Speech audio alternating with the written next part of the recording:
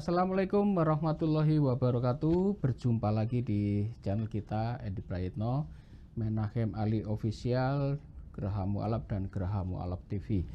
Dan setiap malam Jumat selalu hadir di tengah-tengah pemirsa sekalian kajian bersama Ustadz Menachem Ali. Assalamualaikum Ustadz. Waalaikumsalam warahmatullahi wabarakatuh. Sebelum kita masuk ke materi pembahasan pada malam hari ini tiba-tiba ada kiriman. Jadi ini dari Haji Nakil Abdullah, dan ternyata kirimannya adalah sebuah buku kuno ya. Iya. Buku yang sangat kuno. Sangat berharga. Mungkin Ustadz Ali bisa ceritakan ini apa, ini buku apa? Ya, saya merasa surprise pada malam hari ini karena tidak ada angin, tidak ada hujan, tiba-tiba dapat paket dari orang misterius. Iya. Yang tadi disebutkan namanya Haji, siapa namanya tadi? Haji Nakil Abdullah. Haji Nakil Abdullah. Paket ini sebetulnya ada sesuatu yang penting untuk dicermati sebelum kita bahas materi kita pada malam hari ini. Ternyata ketika saya lihat huruf-hurufnya memang ini menggunakan huruf carakan atau huruf Honocoroko. Dan sudah tua ya. Dan memang tidak ditulis tahun berapa ini dicetak. Cuma ketika saya baca ini teksnya cukup mengagetkan saya. Ternyata setelah saya baca ini merupakan Alkitab bahasa Jawa atau Bible bahasa Jawa ditulis dengan huruf Honocoroko. Dan itu tulisan tangan kayaknya ya? Oh bukan, ini tulisan cetakan. Jadi sudah dalam bentuk cetakan. Hanya saja ini merupakan barang langka. Dan ini kalau menjadi bagian dari diskusi kita, ini penting juga untuk memahami bagaimana orang Jawa itu sangat akrab dengan Alkitab karena faktor misionaris waktu pendekatan itu, budaya. pendekatan budaya. Dan memang betul di sini kalau kita baca ini merupakan ayat yang termaktub dalam Alkitab versi bahasa Indonesia, hanya saja di sini versi bahasa Jawa. Ini coba kalau saya demonstrasikan ya. Di sini ada penyebutan pasal pertama ini. Disebutkan di sini. Tumitahing ngalam dunyo. Kalau kita terjemahkan ini berkaitan dengan penciptaan semesta. Ya. Tumitahing ngalam dunyo. Sedangkan di bagian awal di sini ada teks yang berbunyi Kala purwanipun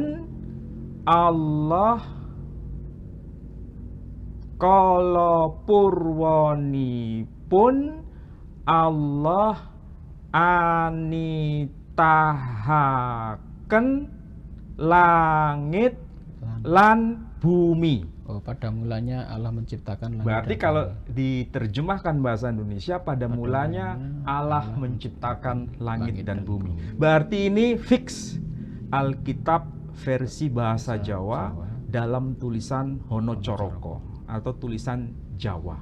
Saya mengucapkan terima kasih yang sebesar-besarnya kepada pengirim yang tentu saja beliau pasti setia mengikuti kajian-kajian kita, terutama pembahasan mengenai agama dan budaya.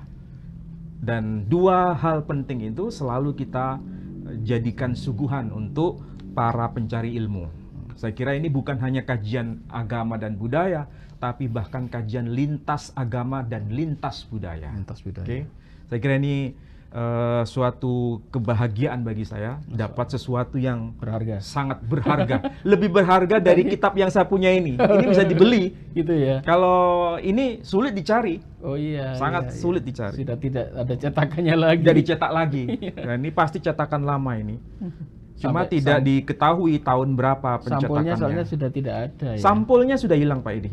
Tapi alhamdulillah ini bagian pertama masih dapat kita baca. Ini berasal dari Genesis, the book of Genesis, chapter 1, pasal 1 dan seterusnya dan seterusnya. Ini saya kira ini bagian dari kitab Perjanjian Lama. Ya, sekali lagi kami ucapkan banyak terima kasih untuk pemirsa yang sudi mengirim buku kunonya ini. Mungkin pemirsa yang lain punya mungkin di rak-rak buku yang tidak terpakai, ternyata tidak itu dibaca, yang bisa kirim ke sini.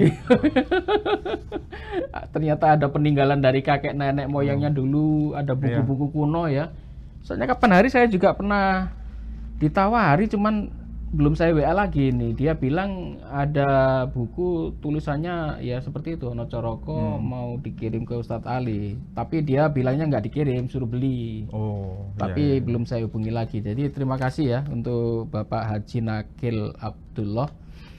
Kami ucapkan terima kasih atas kirimannya. Ini adalah barang berharga dan bisa untuk materi manfaat untuk semua orang. Umat Islam secara keseluruhan. Karena apa?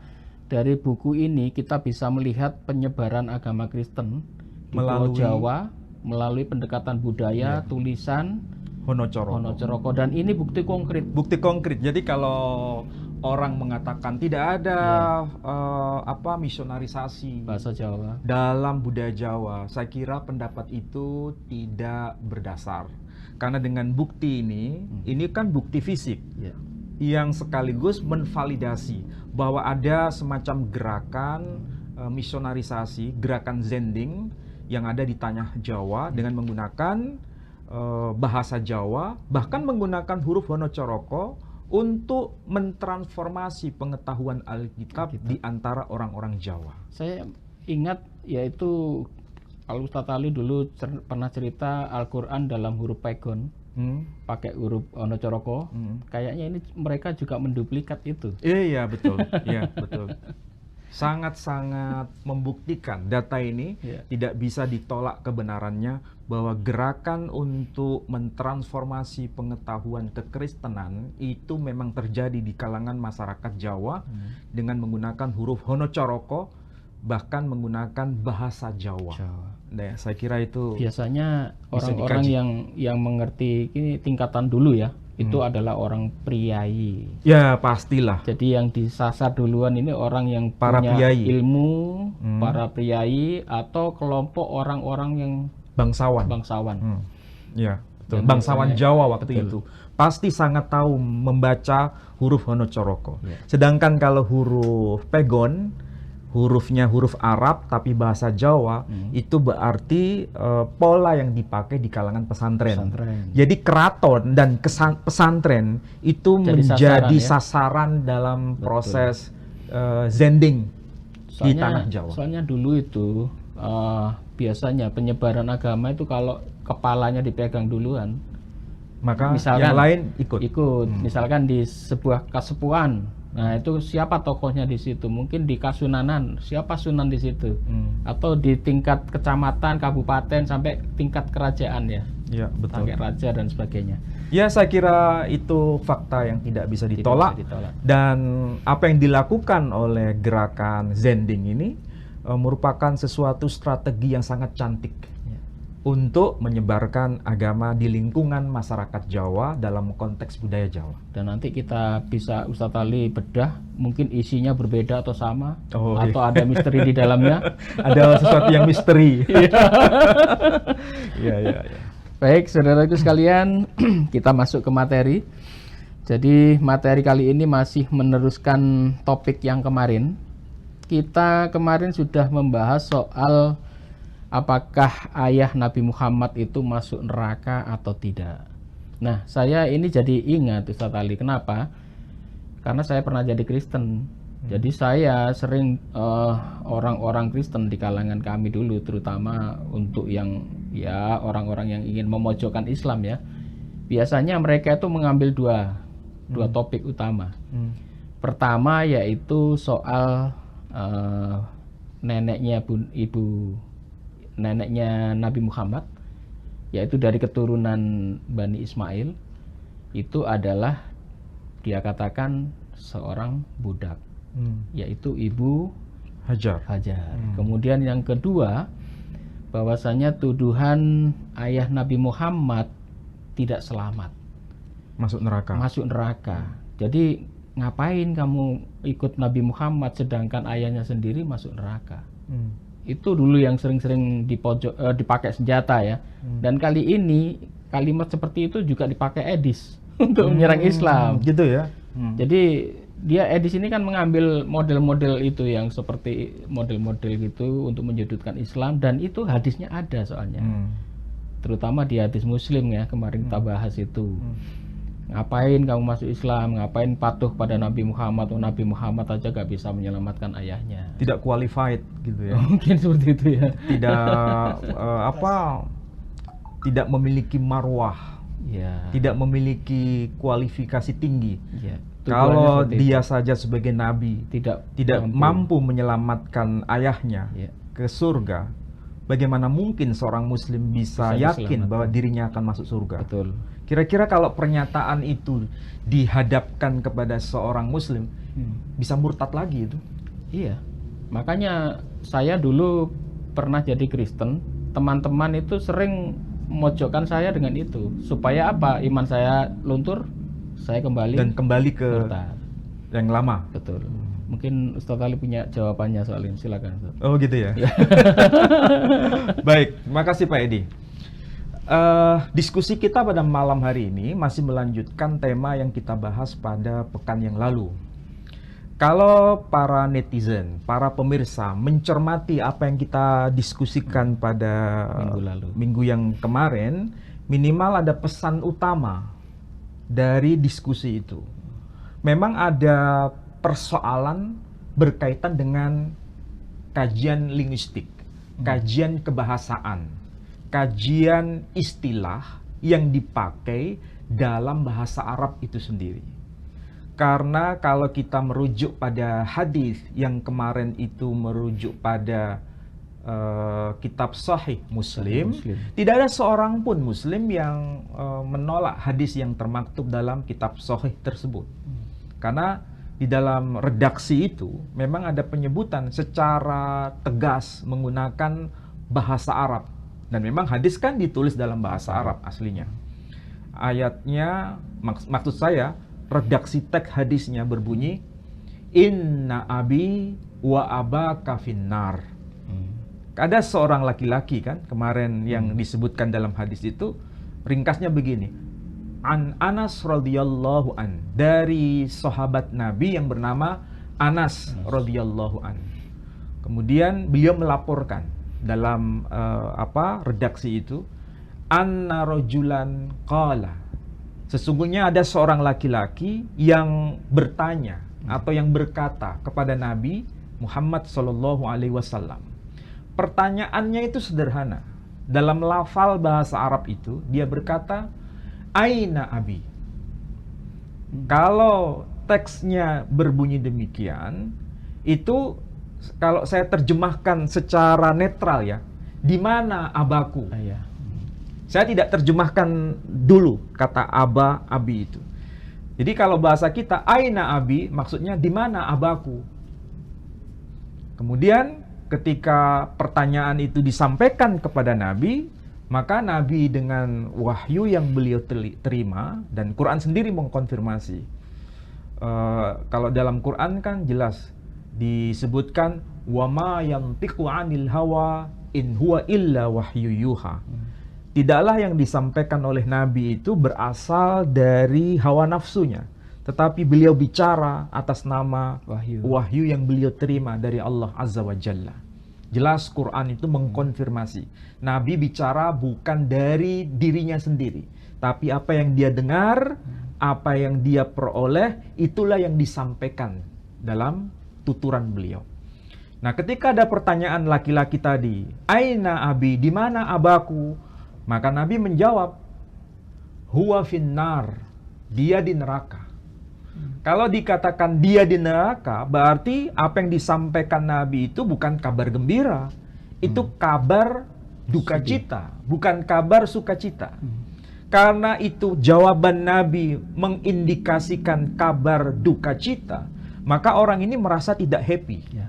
Ketika tidak happy, dia mau mau pergi dari Nabi. Mau pergi dari hadapan Nabi. Karena ada geliat seperti itu, maka buru-buru, spontan, Nabi melanjutkan jawabannya. Faqala, maka Rasul Muhammad SAW berkata, ini yang menjadi perdebatan. Apa itu yang disebutkan oleh beliau? Inna abi wa abaka finnar. Kalau saya terjemahkan, sesungguhnya abaku dan abamu ada di neraka. Apa maksud dari pernyataan Nabi ini? Pengertian aba itu apa? Kalau kita kemarin cek di dalam Al-Quran, ya, istilah aba, atau dalam bahasa Arab secara umum, istilah aba itu tidak bermakna tunggal, tapi ada makna-makna lain. Dan semuanya itu makna literal, makna harfiah. Kalau saya sebut makna literal, makna harfiah, ini bukan memalingkan makna yang benar kepada makna takwil. Bukan. Ini makna yang mendasar. Dan kita bahas kemarin, ternyata di dalam Quran itu istilah aba atau abi itu tidak harus bermakna bapak, tapi juga bisa bermakna paman, juga kakek. Bisa bermakna kakek. Ya. Dan itu landasan Quran jelas menyebutkan di dalam surah Al-Baqarah ayat 133. Apa yang dikatakan oleh anak-anak Nabi Yakub? Qalu, mereka berkata, na'budu ilahaka wa ilaha abaika Ibrahima wa Ismaila wa Ishaqa ilaha wahida wa nahnu lahu muslimun. Maksudnya kalau ayat itu diterjemahkan secara literal, bukan secara tafsir, apalagi secara takwil, tapi secara literal, secara harfiah.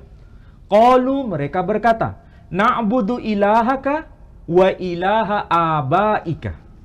Kami menyembah Tuhanmu dan Tuhan bapak-bapakmu. Nenek. Ya kan? Nenek. Lihat teks Qur'annya itu. Kalau kita cek surah apa kemarin? Al-Baqarah. Surah Al-Baqarah ayat 133. Nah, ini cek ini. Ayatnya kan tertulis demikian. Saya langsung ringkas ya. Il qala libanihi. Ingatlah tatkala telah berkata, yakni Nabi Yakub, libanihi, kepada putra-putranya. Ma ta'buduna min ba'di. Apa yang akan kalian sembah setelah aku tiada? Qalu na'budu ilahaka. Mereka berkata, kami menyembah Tuhanmu, maksudnya Tuhannya Nabi Yakub, wa ilaha abaika, dan Tuhannya bapak-bapaknya Nabi Yakub. Kalau diterjemahkan harfiah seharusnya begitu. Wa ilaha abaika, dan Tuhannya bapak-bapaknya Yakub. Kakeknya. Siapa yang dimaksud bapak-bapaknya Yakub itu? Disebutkan Ibrahima wa Ismaila wa Ishaqa ilaha wahida. Yakni bapak-bapaknya Yakub itu adalah Ibrahim, Ismail, dan Ishak. Ilaha wahida, Tuhan yang maha tunggal, Tuhan yang satu, Tuhan yang maha esa. Wa nahnu lahu muslimun, dan kami kepada Tuhan yang maha esa, muslimun, orang-orang yang beriman. Kami orang-orang yang muslim. Oke. Nah, pertanyaannya sekarang, redaksi Quran menggunakan kata aba, artinya bapak-bapak. Kalau begitu Ibrahim itu abanya Yakub. Ismail itu juga abanya Yakub. Dan Ishak juga abanya Yakub.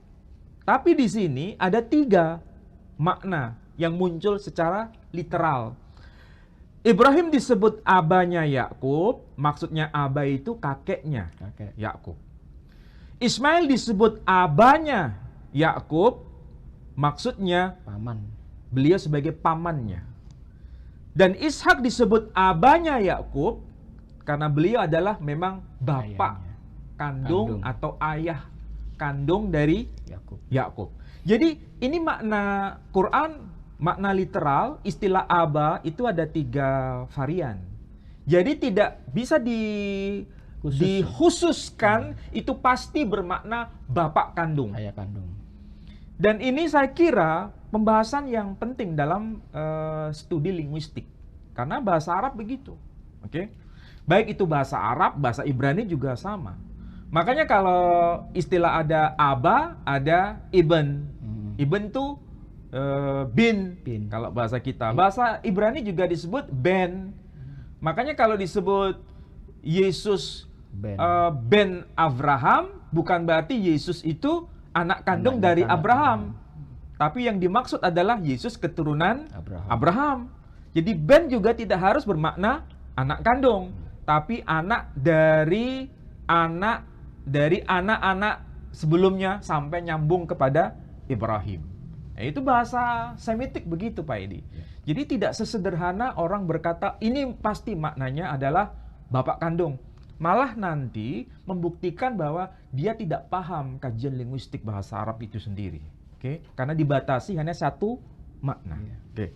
Nah, sekarang yang lebih kita konsentrasi untuk kajian kita malam ini itu adalah apa yang termaktub dalam Quran ini menegaskan bahwa yang namanya Nabi kita Muhammad sallallahu alaihi wasallam itu kan tertulis di dalam surah Al-Baqarah. Coba dicek Pak Edi kalau bisa yang versi bahasa Indonesia. Surah Al-Baqarah ayat 128 dulu, baru nanti nyambung ke ayat 129. Al-Baqarah Ayat 128.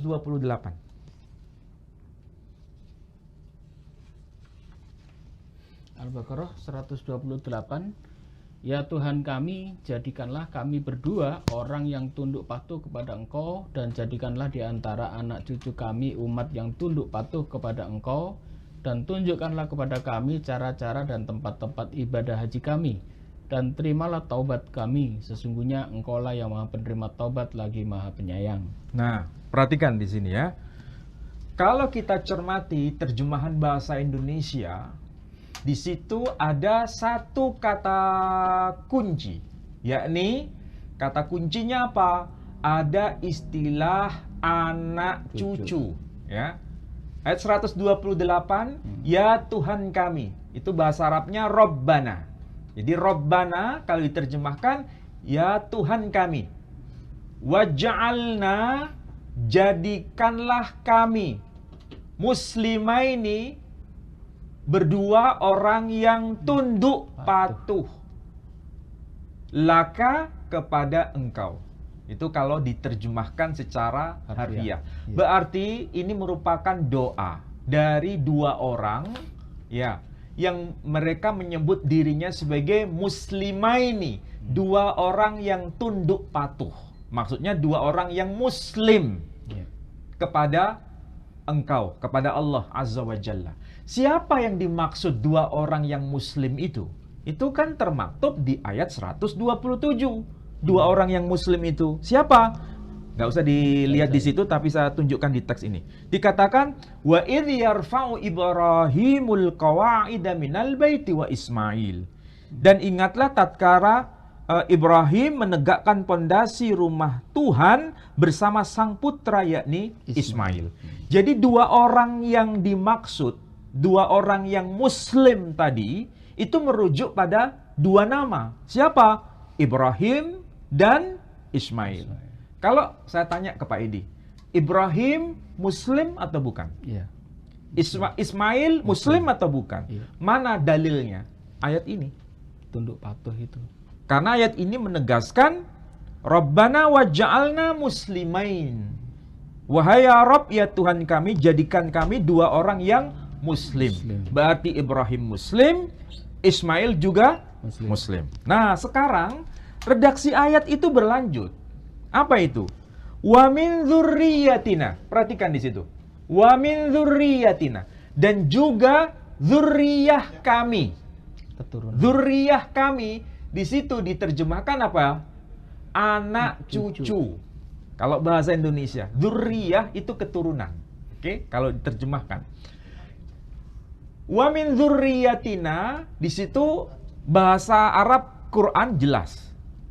Tidak tertulis wa min dzurriyyati. Kalau wa min dzurriyyati maksudnya dan juga keturunanku. hanya merujuk pada Ibrahim. Tapi di sini merujuk pada keturunan kami, yakni keturunan Ibrahim melalui Ismail. Jadi konsentrasinya di situ. Ini makna harfiah Pak Edi. Saya tidak menafsirkan, saya tidak mencoba beralibi dengan tafsir-tafsir, tapi merujuk pada makna harfiah dari teks Quran ini. Wa min dzurriyyatina, dan juga keturunan kami, yakni keturunan Ibrahim melalui Ismail, sebagai apa? Ummatan muslimatan lak. Ada dua kata di situ. Kata ummah dan juga muslimah. Kata kunci ini penting bagi siapapun, baik itu yang muslim maupun yang non-muslim. Perhatikan kata kunci itu. Baik dia seorang ustadz, seorang kiai, seorang pendeta, siapapun mereka yang mengerti bahasa Arab ini pasti akan mencermati kenapa redaksinya pakai kata ummatan muslimah. Kenapa redaksi Quran ini tidak tertulis ummatan azimah? Tentu Pak Edi bingung. Ya. Bingung kenapa kok Beda itu. beda? Kalau ummatan azimah berarti keturunan Ibrahim itu menjadi bangsa yang besar. Bangsa yang besar dari generasi ke generasi sangat banyak, tapi nggak jelas dia penganut agama apa. Yang penting bangsa yang besar. Tapi imannya bagaimana? Ajaran yang mereka terapkan seperti apa? Tidak ada penjelasan. Yang penting keturunan beliau banyak dan besar.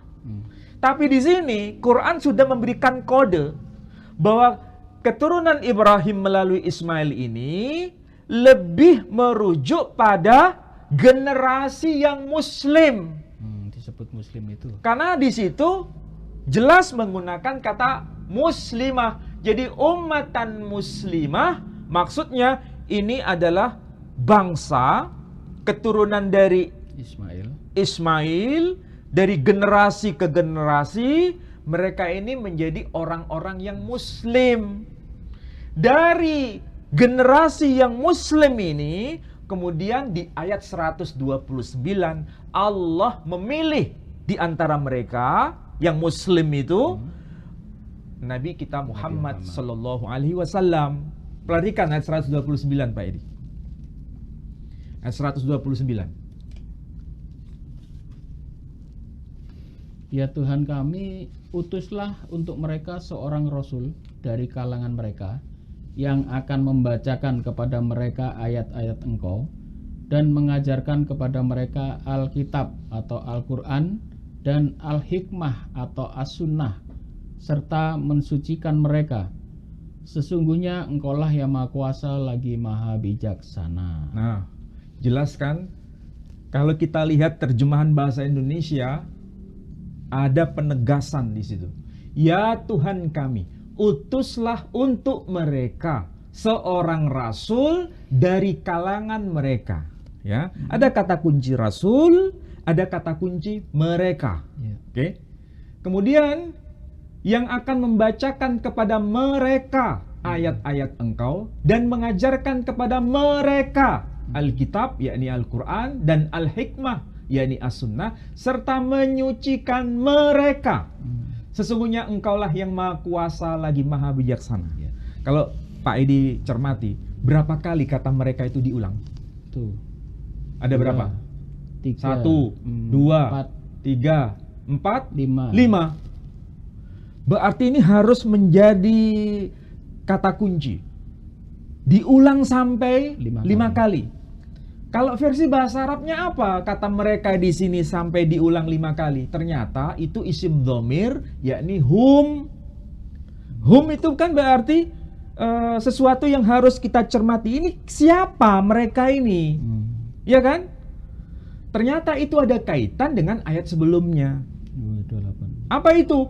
Ummatan muslimah, generasi yang muslim, bangsa keturunan Ismail yang muslim. Dan kalau kita rujuk ya pada kitab tafsir ini, tafsir yang disebut Al-Muyassar. Ini saya kira orang-orang Saudi Arabia ya pasti tahu kitab tafsir ini karena ini sangat penting dan dipelajari ya di Saudi Arabia. Saya konsentrasi pada ayat 129. Beliau menjelaskan begini dalam kitab tafsir Al-Muyassar ini. Disebutkan Rabbana wa ba'ats fi hadhil ummah rasulan. Maksudnya apa?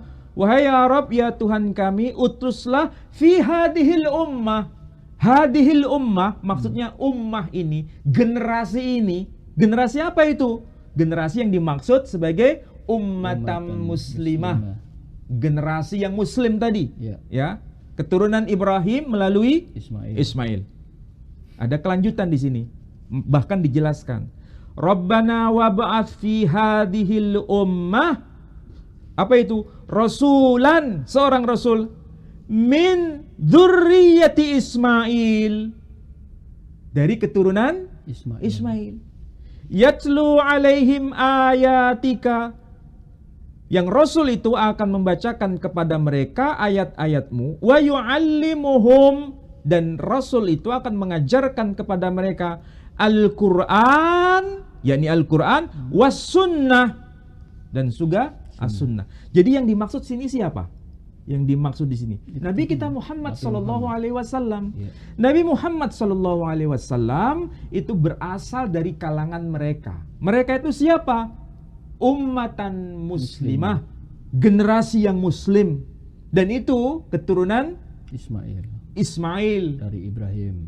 Beliau keturunan Ibrahim. Berarti antara nabi kita yang mengajarkan risalah Islam ini, beliau keturunan dari orang-orang yang muslim, ya. Orang-orang yang muslim, generasi-generasi yang muslim ini, mereka ini keturunan dari Ismail. Dan Ismail itu muslim.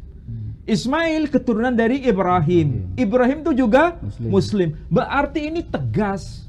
Ayat ini semakin menegaskan kepada kita bahwa ketika Nabi berkata inna abi wa abaka finnar, tidak merujuk kepada bapaknya karena beliau berasal dari kalangan generasi yang muslim. Ya. Berarti terjaga itu ajaran dari Ibrahim, Ismail kemudian diturunkan ke anak cucunya itu. Sangat jelas. Berarti Pak Edi sudah paham ini. Berarti apa yang dianut oleh bapaknya, ajaran yang diamalkan oleh bapaknya Nabi kita Muhammad SAW pasti tidak ada kaitan dengan kesyirikan, berhala. Tidak ada kaitan dengan penyembahan berhala. Makanya dia disebut sebagai bagian dari ummatan muslimah, generasi yang muslim. Dan itu sampai nyambung kepada Ismail, nyambung juga kepada Ibrahim. Atau memang ada dokumenkah ayahnya Nabi menyembah berhala? Tidak ada. Justru kan kita kemarin sudah mendiskusikan, kalau kita rujukkan kepada dokumen yang disebut kitab Sirah Nabawiyah, kitab Sirah ya, dan juga kitab tarikh, baik tarikh At-Tabari atau tarikh yang lain, kita tidak menemukan satupun data bapaknya Nabi yang bernama Abdullah itu terlibat dalam penyembahan berhala. Tidak ada satupun yang menginformasikan itu. Apakah kemudian kita berani menafsirkan? Bisa jadi dia terlibat dalam penyembahan berhala. Ini kan berarti spekulasi. Tafsir pribadi. Dan itu tafsir yang tidak bisa dibenarkan. Karena tidak ada dokumennya. Kalau kita mengatakan orang ini mencuri, buktinya apa? Kalau dikatakan dia pencuri. Sama seperti tadi kasus ini kan. Oh, dulu orang-orang Kristen itu pada masa awal ketika di tanah Jawa itu bukan penyebar agama. Dia seorang pedagang, mereka itu berdagang, tidak ada hubungan dengan agama. Pertanyaannya sekarang, kenapa kalau mereka disebut pedagang, tidak menyiarkan agama, ada Alkitab bahasa Jawa? Repot-repot bikin ini. Ya kan? Ini kan Alkitab bahasa Jawa. Pakai huruf Jawa. Ya kan? Bisa di-shoot nih. Ya kan? Ini kan Alkitab bahasa Jawa. Ya toh? Tadi kan sudah saya bacakan ini teksnya. Ini Alkitab bahasa Jawa. Kalau ini Alkitab bahasa Jawa, berarti ini merupakan bukti konkret bahwa ada yang namanya proses gerakan zending di tanah Jawa, di kalangan masyarakat Jawa dengan menggunakan bahasa Jawa, dengan aksara Jawa. Dari mana kita bisa mengatakan demikian, menyimpulkan demikian? Ini Ada fakta, buktinya. data. Ada buktinya. Begitu juga kalau kita berbicara mengenai konon bapaknya Nabi itu dimasukkan ke dalam neraka karena dipastikan dia adalah musyrik, kafir. Pertanyaannya, datanya dari mana kesimpulan itu? Iya. Di kitab sirah tidak ada penjelasan. Di kitab tarikh tidak ada penjelasan. Lalu bagaimana berani menyimpulkan bahwa dia adalah seorang yang kafir, musyrik? Datanya dari mana? Hanya hadis tadi. Hanya hadis tadi. Hadis itu pun ya masih debatable. Untuk sebutan aba. Untuk tadi. sebutan aba apakah harus bermakna bapak? Ternyata paman dan kakek juga aba. Paman juga masuk kategori studi linguistik, kajian bahasa. Dan itu bukan ditafsir, bukan ditakwil. Apalagi memalingkan makna dari makna yang sebenarnya. Tapi kalau paman itu dikuatkan dengan ayat Al-Qur'an. Nah, itulah kemarin yang kita bahas.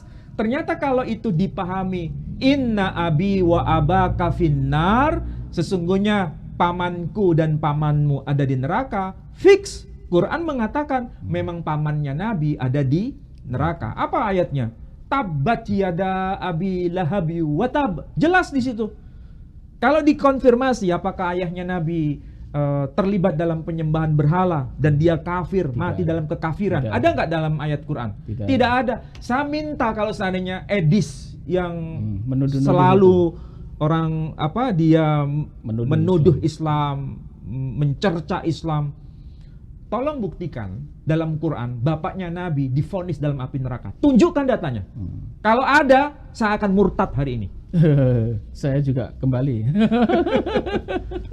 Tapi masalahnya, saya tidak menemukan ayat itu. Iya. Tapi kalau pamannya ada. Ada. Di Al-Quran malah. Di Al-Quran ada. Nggak usah di dalam Quran. Tolong tunjukkan satu saja. Satu aja. Siapapun yang bisa jawab. Ya, yang bisa jawab. Bahwa ayahnya Nabi itu penyembah berhala, ya, terlibat dalam kemusyrikan, dalam kitab tarikh ataupun dalam kitab sirah. Wis, sudah hadiahnya nggak usah yang remeh-remeh. Ini saya kasihkan, udah. Ini Quran kan Ibrani toh, orang sulit nyari Quran terjemahan Ibrani. Sudah tak gratiskan, saya berikan cuma-cuma. Kalau bisa tunjukkan kepada saya satu bukti bahwa Abdullah terlibat dalam penyembahan berhala. Tunjukkan datanya. Dan memang tidak ada ya. Jadi kalau selama ini orang mengatakan ayah Nabi masuk neraka dan sebagainya, sudah clear bahwa itu memang hanya didasarkan dengan hadis, dan pengertian kata aba tadi ternyata masih bisa dipahami itu lain, bisa paman, bisa kakek, dan kita lebih kuatnya kalau melihat ayat Al-Qur'an yaitu tabat yada tadi ya. Iya. Bahwasanya pamannya yaitu Abu Lahab memang dinas masuk neraka, dan dalam itu api neraka. Buktinya ada di Al-Qur'an. Sedangkan kalau ayah Nabi Muhammad waktu itu ayahnya meninggal waktu Nabi masih kecil. Risalah Islam juga belum turun. Gitu ya, apalagi kesalahan dari bapaknya apa? Menyembah berhala pun tidak ada dokumen, tidak ada bukti. Bahkan ya kalau kita mau belajar serius, surah yang kita baca yang pendek tadi, tabbat yada abi lahabi watab, dan seterusnya, itu kan kalau asbabun nuzul berkaitan dengan asbabun nuzul dari ayat dan surah itu kan adanya di periode Makkah. Masih di Mekah itu. Masih di Mekah, ayat itu turun. Sedangkan hadis yang tadi ada orang laki-laki yang datang kepada Nabi kemudian bertanya, "Aina abi?" Kemudian Nabi menjawab, "Huwa finnar." Kemudian Nabi juga melanjutkan jawabannya, "Inna abi wa abaka finnar." Hadis itu bukan terjadi latarnya atau settingnya bukan di Mekah tapi di Madinah. Oh iya. Berarti kan Nabi sudah tahu siapa yang masuk neraka itu. Iya kan? Siapa yang masuk neraka itu? Ya pamannya. Karena beliau sudah menerima wahyu. Sehingga ketika dia berkata inna abi wa abaka finnar, sesungguhnya pamanku dan pamanmu ada di neraka, fix, tervalidasi data itu. Tapi kalau berkaitan dengan ayah kandung tidak ada konfirmasi. Masalahnya begini, Mungkin ada orang yang beralibi, kan itu jelas ditulis Aba, Abi. Iya betul, itu ditulis Aba, Abi. Tapi kamu berani tidak itu memastikan bahwa itu yang dimaksud ayahnya? Berani memastikan itu? Padahal kita sendiri, ya, berdasarkan hadis tadi itu, tidak ada indikasi lain kecuali hanya berpatokan pada istilah bahasa Arab itu saja. Kalaupun diterjemahkan menjadi paman, juga berpatokan pada istilah bahasa Arab yang sama. Ya tadi udah disebutkan di awal Iya toh? tadi ya. Dan kita sama-sama tidak pernah mendengar langsung Nabi mengucapkan itu. Kita ada jarak yang panjang. Iya toh? Dan dengan hadis Muslim juga jaraknya berapa tahun? Oh, jauh sekali Pak Edi. Itu disusun pada abad ke-4 setelah era ini ya, era Abbasiyah ya. Era Abbasiyah. Artinya apa? Itu sangat jauh dari eranya Nabi. Nah, ketika Nabi mengatakan demikian, kita masih belum bisa memastikan ini apa betul Nabi itu mengucapkan berkaitan dengan bapaknya atau pamannya.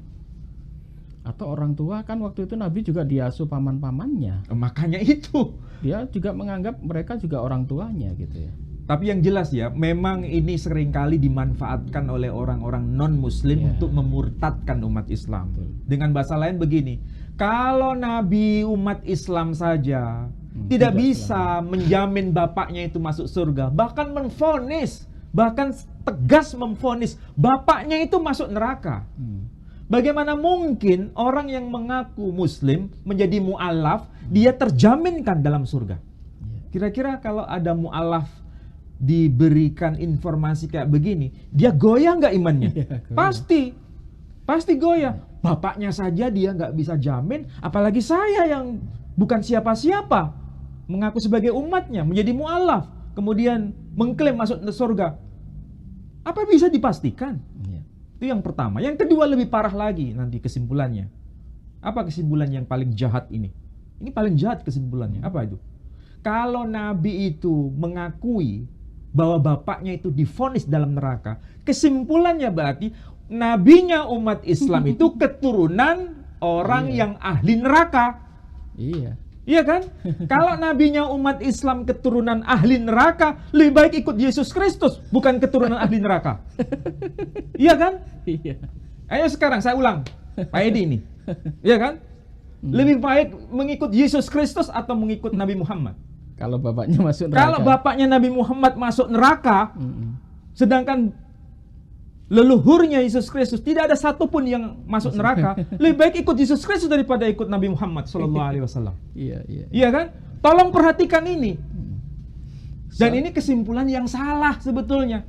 Karena terlalu gegabah hanya berpatokan pada istilah Aba yang langsung divonis maknanya adalah bapak.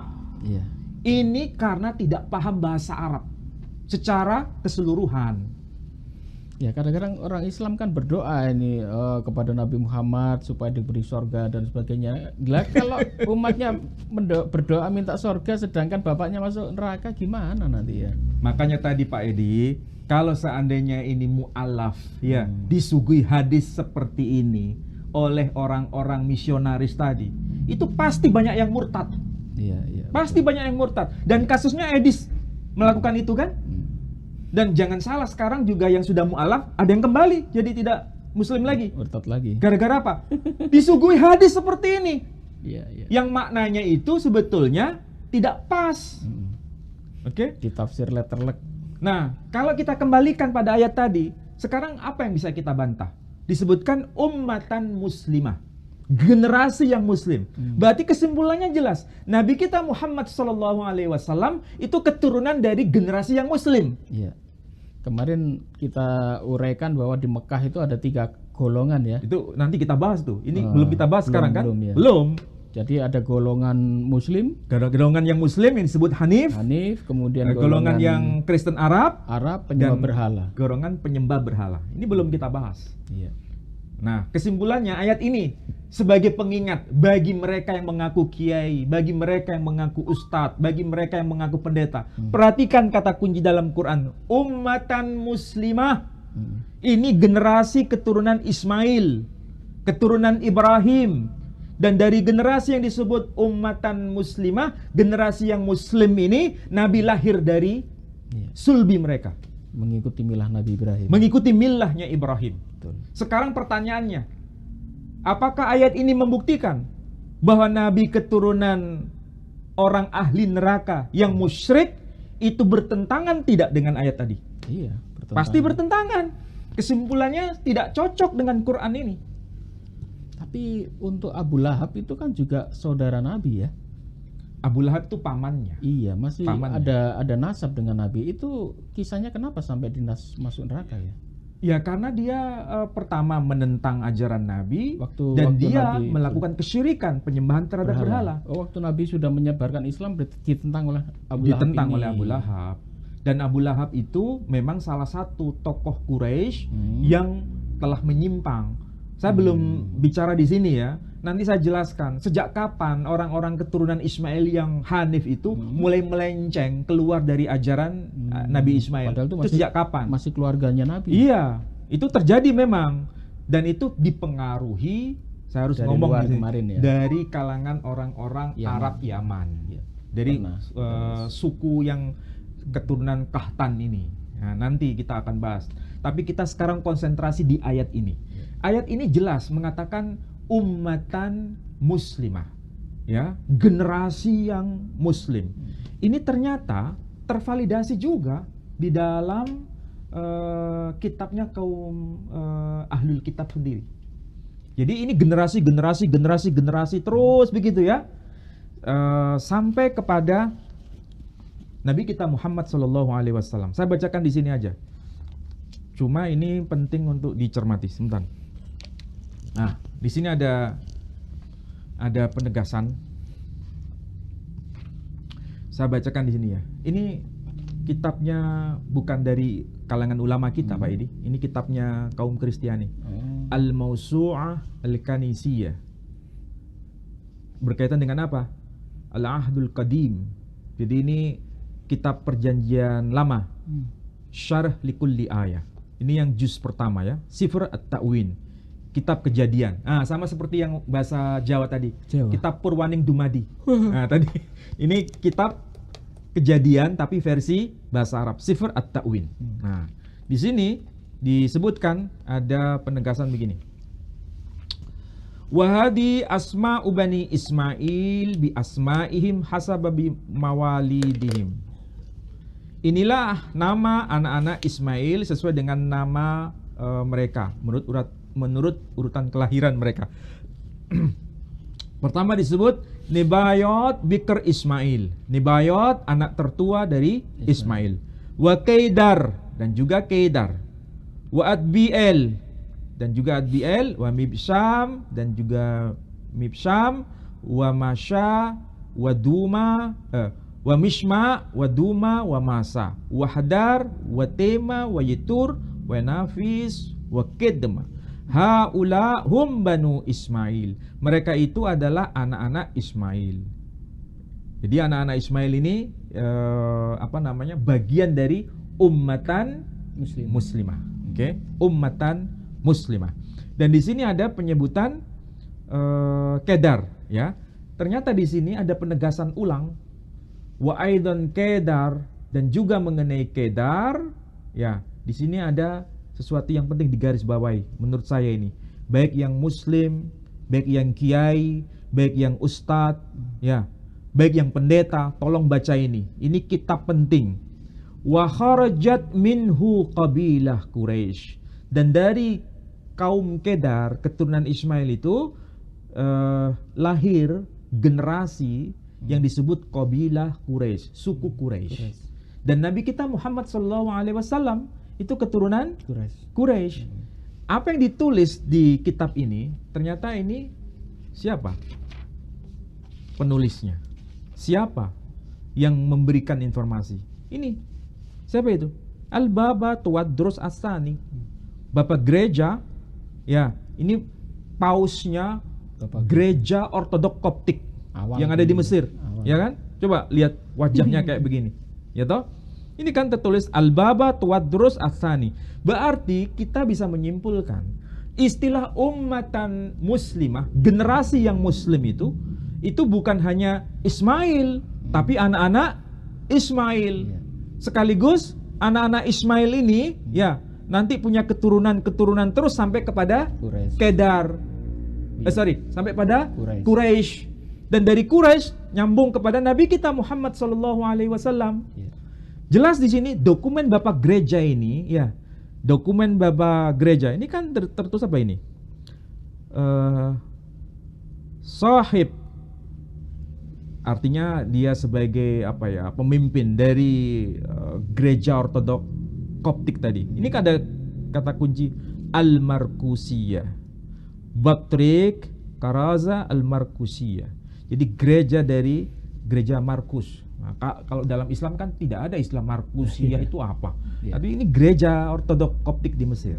Jadi ini bukti bahwa dokumen gereja membenarkan itu. Nah, yang lebih penting lagi, apa yang tertulis dalam Quran? Di dalam Quran itu Nabi Ismail memang mengajarkan kepada keluarganya, anak cucunya, untuk apa? Melakukan yang sesuai dengan syariat Nabi Ismail, yang menjadi tanda itu sebagai ummatan muslimah, generasi yang muslim. Nah, perhatikan di ayat ini. Ini tertulis begini. Wadhkur fil kitabi Ismail innahu kana shadiqal wa'd wa kana rasulan nabiyya. Ringkasnya, Ismail itu ya orang yang benar dalam perjanjian itu. Wa kana rasulan nabiyya, dan Ismail itu seorang rasul dan seorang nabi. Oke? Berarti kalau disebut Ibrahim muslim, Ismail muslim, itu kan semakin menegaskan memang itu berada di jalan yang lurus. Apalagi di sini disebutkan rasulan nabiyya. Kemudian ayat yang berikutnya dikatakan wa kana ya'muru ahlahu, dan dia memerintahkan kepada keluarganya. Siapa yang memerintahkan kepada keluarganya?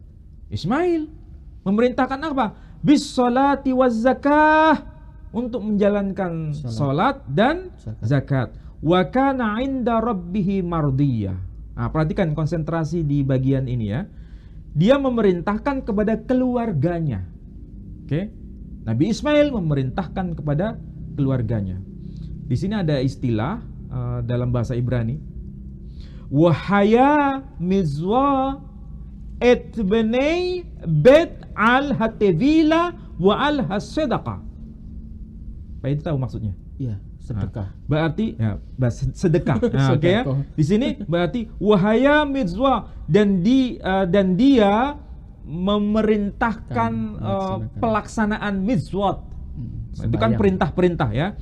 Et benei beito, kepada anak-anak dari keturunannya. Al-hatevila, untuk menjalankan tevila. Tevila itu sama dengan sholat kalau bahasa Arabnya. Bahasa Ibraninya tevila. Wa al-hasedaqah, dan menjalankan sedekah. Sedekah kalau bahasa Arabnya wazakah.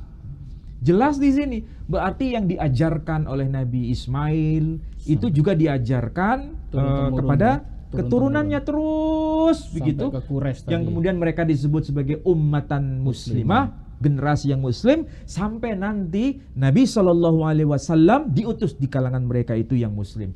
Kan tidak mungkin Nabi itu diutus ya beliau berasal dari kalangan orang musyrik, apalagi masuk neraka, apalagi diutus dari keturunan orang yang ahli neraka. Kan bertentangan dengan ayat ini, ummatan muslimah. Apalagi ya kan? Seorang nabi itu kan dari bibit unggul. Itulah sebabnya. Tidak mungkinlah nabi dari bibit orang yang ahli neraka, gimana? Memang ini masalah Pak Edi. Kita memang nggak banyak waktu ya. Kalau tadi kita bahas, nabi kita difitnah, nabi kita dituduh oleh kalangan misionaris bahwa nabi kita ini keturunan orang ahli neraka, keturunan orang yang tidak qualified, karena keturunan dari orang ahli neraka. Padahal Quran mengatakan beliau keturunan dari generasi yang muslim, ummatan muslimah menurut Quran. Berarti kan bertabrakan dengan Quran tadi. Betul. Sedangkan hadis itu menjelaskan ini. Berarti yang dimaksud itu bukan bapaknya tapi pamannya. Nah, yang lebih parah lagi, dan ini saya kira umat Kristiani tanpa sadar juga menfitnah dalam hal apa? Nabi itu keturunan budak dari ibu dari Sayyidah Hajar. Padahal kalau kita baca di dalam kitab orang-orang Yahudi sendiri, Hajar itu bukan budak. Hajar itu disebut apa? Disebut sebagai keturunan Fir'aun. Dari Mesir kan pemberian itu Iya. itu waktu itu. Jadi kalau kita baca kitab ini ya, ini kitab namanya Sefer Bereshit. Ini kitab Kejadian. Di sini kalau kita baca, ini adalah penjelasan dari Rashi. Rashi itu rabi besar, Pak Edi. Siapa yang nggak tahu Rashi? Rashi itu Rabbi Shlomo ben Yitzhak, ya. Pak Edi bisa cek ya. Atau ini aja nggak, sudah nggak apa-apa. Nah,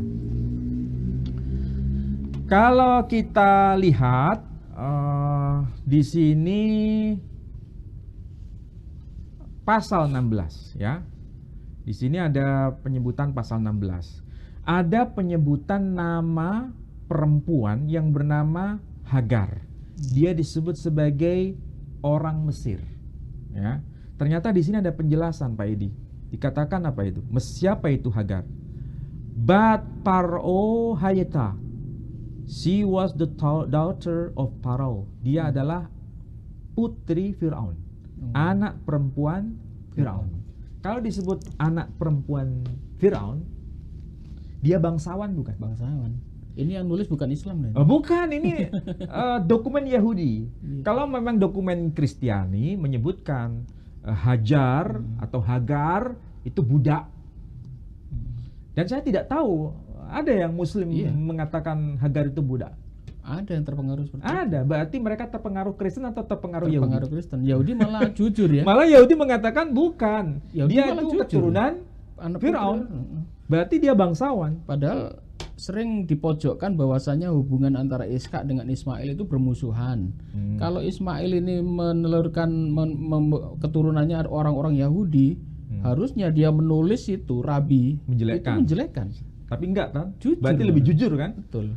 Berarti orang-orang Yahudi keturunan Ishak yang bermusuhan dengan keturunan Ismail, seharusnya kan malah menjelekkan. Itu Hajar itu siapa? Orang rendahan. Tapi faktanya enggak. Dia menyebutnya sebagai apa? Putri Fir'aun. Bat Paro Hayata. Dia putri atau anak perempuan Fir'aun. Ya, bibit unggul itu Mas. Nah, itulah sebabnya kadang kita sendiri ya sebagai Muslim, mungkin kemusliman Pak Edi ini dipertanyakan. Kenapa? Karena tidak mengakui kalau Hajar itu budak. Iya. Tidak mengakui kalau bapaknya Nabi itu masuk neraka. Iya. Diragukan kemuslimannya. Jangankan begitu, saya pun juga diragukan. Ya, mungkin ngopinya kurang kental gitu aja lah. Kalau soalnya untuk nuruti semua kemauan orang banyak itu memang susah. Tapi kita kan berdasarkan bukti. Ini ada dokumen semua kita buka, bahkan di ayat Al-Quran juga sudah gamblang bahwasanya apa yang disebut aba, abi tadi tidak hanya melulu kepada ayah kandung, bisa kepada paman dan bisa kepada kakek. Dan itu juga terkonfirmasi dengan ayat-ayat di Bible juga ada seperti itu. Betul. Nah, apalagi sekarang yang kurang bukti-bukti banyak. Bukti-bukti sudah kita sodorkan. Bagi orang yang cerdas pasti akan memilih argumentasi yang kritis, argumentasi yang valid, tidak sekedar hanya bersandar pada bahasa Arab yang dipilih hanya makna kata ayah. Letter-letternya ya. Soalnya saya lihat ini kalimat ini juga sering dipakai orang-orang Kristen untuk melencengkan arti ini ya. Apa? Ini biasanya mereka ini Rasul di sini. Betul, Rasul. ini ya saya bacakan. Utuslah Rasul dari kalangan mereka yang membacakan kepada mereka ayat-ayat Engkau dan mengajarkan kepada mereka. Ini diambil Alkitab. Dipikir gitu. Kitab waktu itu Al-Quran belum ada. Bible atau mereka kan menyebut Alkitab. Harusnya mereka mengatakan berarti Nabi Muhammad itu harus mengajarkan Alkitab. Ya, memang ini menarik ya untuk dipelajari. Kenapa ya Al-Qur'an itu menggunakan istilah Alkitab? Iya kan? Alkitab. Padahal itu yang dimaksud adalah Al-Qur'an. Nah, Al-Qur'annya tanda kurung lagi. Ya, betul. Pertanyaannya begini. Rasul di sini Ya, Rasul itu kan pakai kata Rasul kan? Ya. Rabbana wa ba'ats fihim rasulan. Ya Rob, ya Tuhan kami, utuslah di kalangan mereka itu seorang Rasul.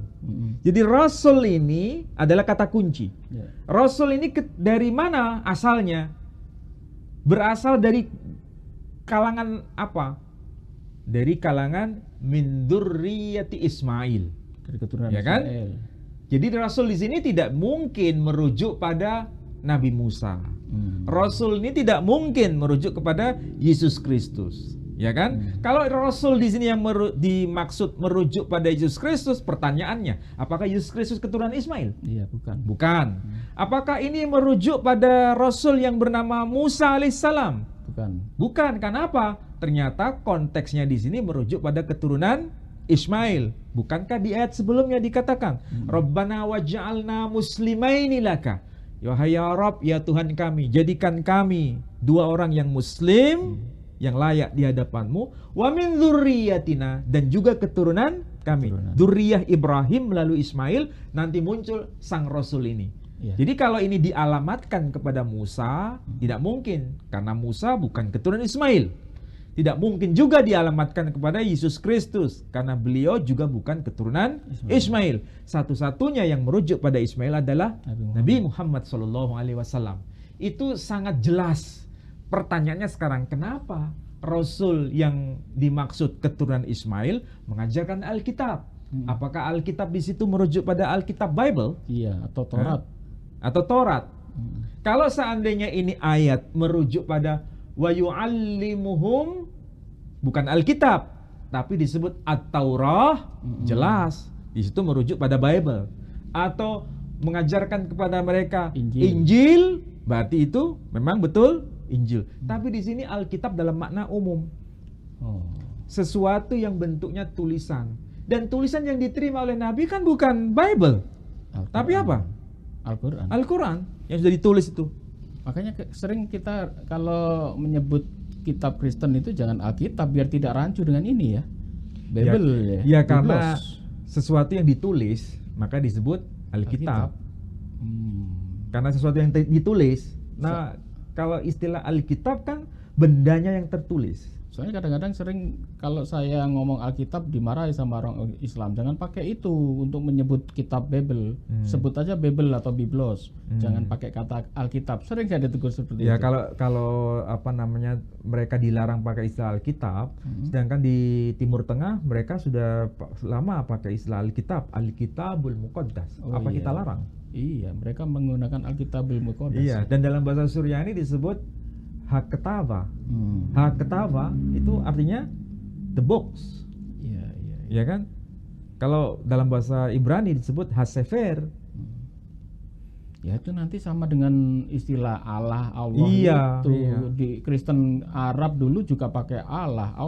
Iya. Dan kalau sekarang kita di era modern ini mempermasalahkan Alkitab pakai kata Allah, ya mereka nggak terima. Soalnya dulu sebelum Islam saya udah pakai kata ini. Di Timur Tengah, soalnya Kristen Timur. Kalau Timur Tengah ya memang menggunakan nama itu, tapi secara benar gramatikanya benar bahasa Arabnya. Iya. Tapi di sini sudah menyimpang gramatikanya. Nah, itu masalahnya di situ. Tapi ini topik lain. Topik lain nanti insya Allah akan kita bahas ya. Karena ini sudah panjang lebar. Ini sebetulnya untuk menjawab keraguan ya saudaraku sekalian. Kenapa? Karena di komen-komen itu masih banyak yang belum paham soal ayah Nabi Muhammad ini apakah masuk neraka atau tidak. Jadi kajian ini untuk mempertegas ya, supaya nanti tidak ada pertanyaan seperti ini lagi. Dan minggu depan kita akan melangkah lagi membahas soal 3 kelompok tadi yang belum kita bahas. Bahwasanya di Arab itu juga ada yang Hanif, kemudian yang penyembah berhala, dan juga kelompok orang Nasrani. Bahkan itu juga peninggalannya ada di Ka'bah. Di situ ada lukisan Yesus dan di situ juga ada berhala. Nanti bukti-bukti itu memang sering dipelencengkan bahwasanya Islam itu dulu adalah keturunan dari berhala, meneruskan orang-orang penyembah berhala, kemudian meneruskan ibadah penyembah berhala. Bahkan meneruskan ajaran Yesus Kristus. Kenapa? Karena di dalam Ka'bah ada lukisan Yesus. Ya memang orang tidak tahu gimana ya. Mungkin saya juga bingung waktu itu. Tapi insya Allah nanti minggu depan ya kita akan bahas. Jadi untuk Anda sekalian tolong pantengi terus channel ini ya. Dan untuk saudara-saudaraku sekalian yang terberkati, saya pakai istilah orang Kristen, terberkati dengan kajian malam hari ini, silakan Anda bisa donasi kepada kami ya. Terberkati atau tercerahkan lah ya. Tercerahkan. Ya, untuk Anda yang sudah tercerahkan, dukung kami untuk setiap program-program yang akan kami lakukan. Banyak program yang akan kami laksanakan. Dukung kami dan Anda bisa scan barcode di sebelah kami ini.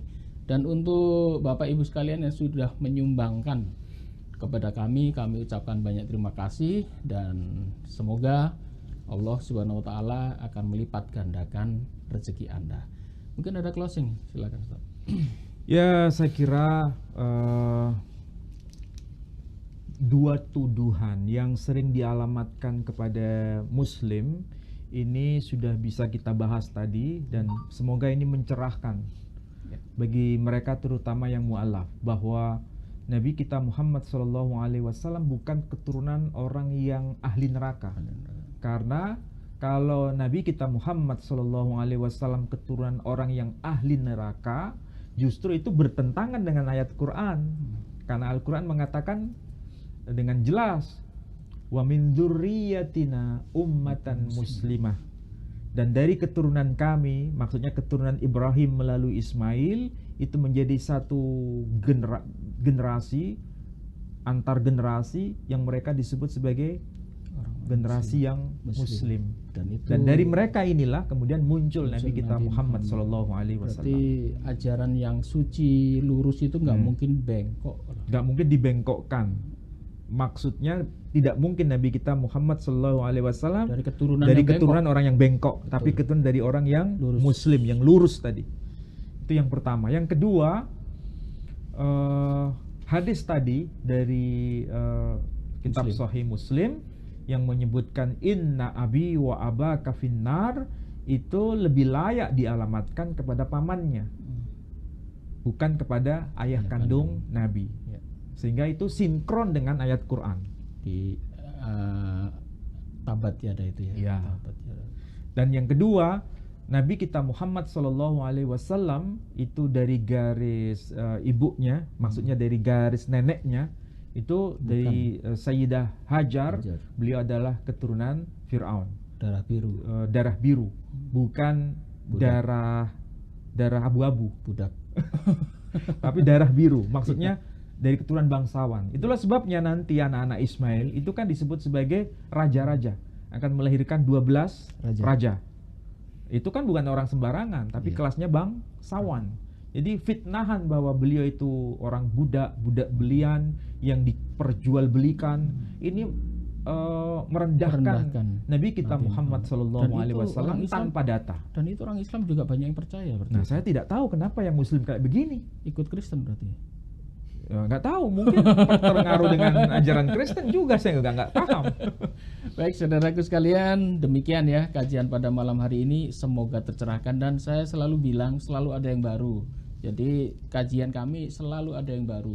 Jadi tolong dipantengi, tunggu kami minggu depan. Demikian, mohon maaf jika ada salah kata. Wabillahi taufik wal hidayah. Wassalamualaikum warahmatullahi wabarakatuh. Waalaikumsalam warahmatullahi wabarakatuh.